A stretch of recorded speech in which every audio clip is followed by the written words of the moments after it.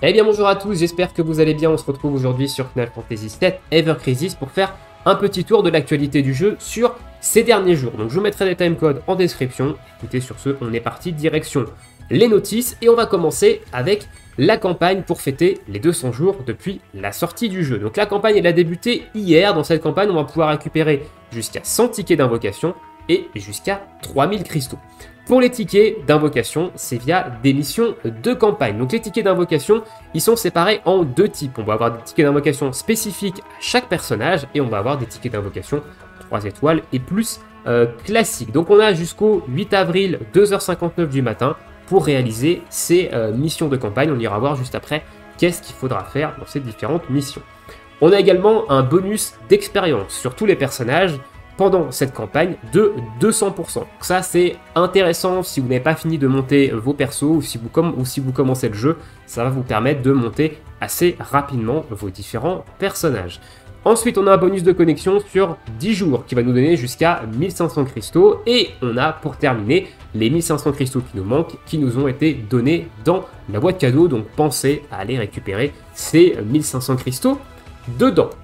Les missions de cette campagne, ils nous demandent de dépenser de l'énergie n'importe où dans le jeu, de se connecter jusqu'à 3 jours et pour les tickets de personnages, il faut tout simplement faire un combat avec chaque personnage. Si vous voulez réaliser ces missions de personnages sans dépenser d'énergie, vous pouvez vous rendre dans le solo content, Enchant Quest, Training Quest et vous prenez le caractère XP à 0 ici. Donc vous prenez le XP 1 par exemple, et vous faites chaque combat avec chacun des personnages. Vous pouvez mettre 3 personnages à chaque fois. Évidemment, dans chacun des combats, ça va vous faire très rapidement ces petites missions pour aller récupérer des petits tickets d'invocation de perso.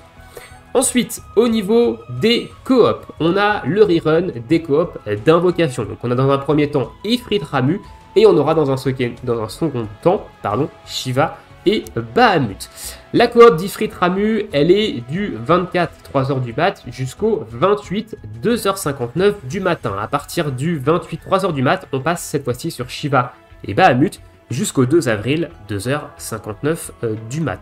Il n'y a pas de mission particulière à faire dans ces nouvelles coop d'invocation.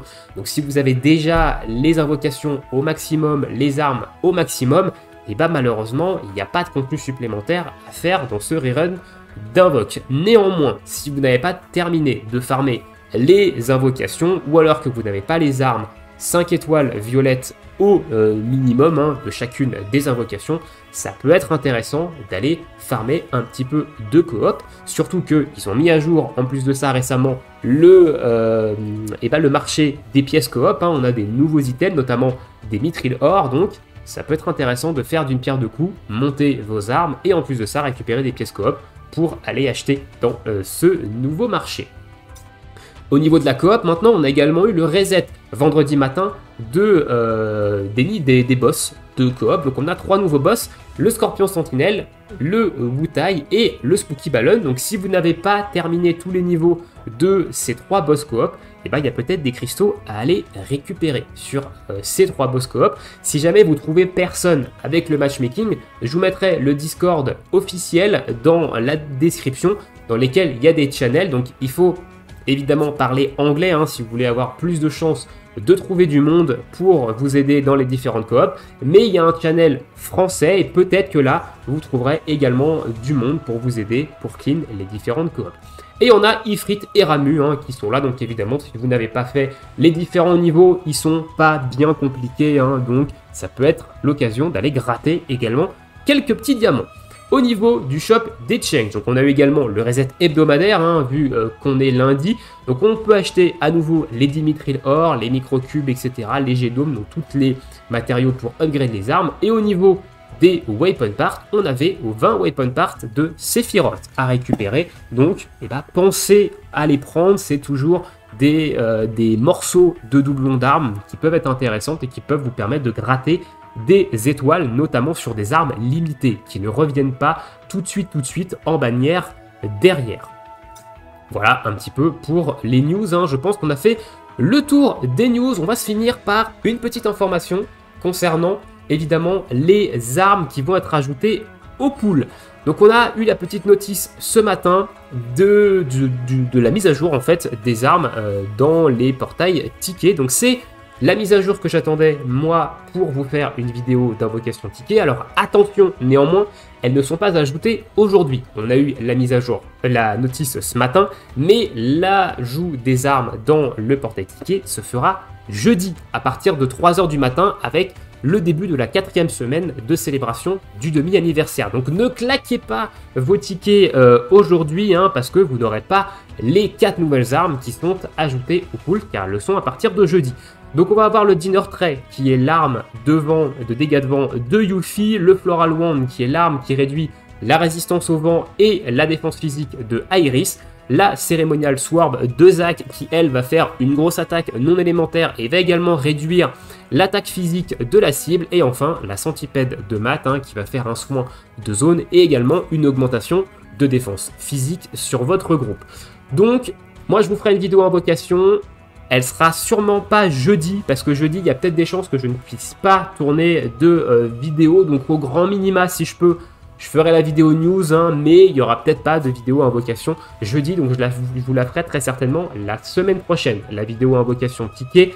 Donc voilà, parce que vendredi, je suis pas là, et bon, le week-end, je ne tourne pas de vidéo. Donc jeudi, au minimum, il y aura au maximum, pardon, il y aura la vidéo news, et il n'y aura peut-être pas de vidéo jeudi, parce que je ne pourrai peut-être pas tourner, donc voilà. Mais actuellement, je ne sais pas encore.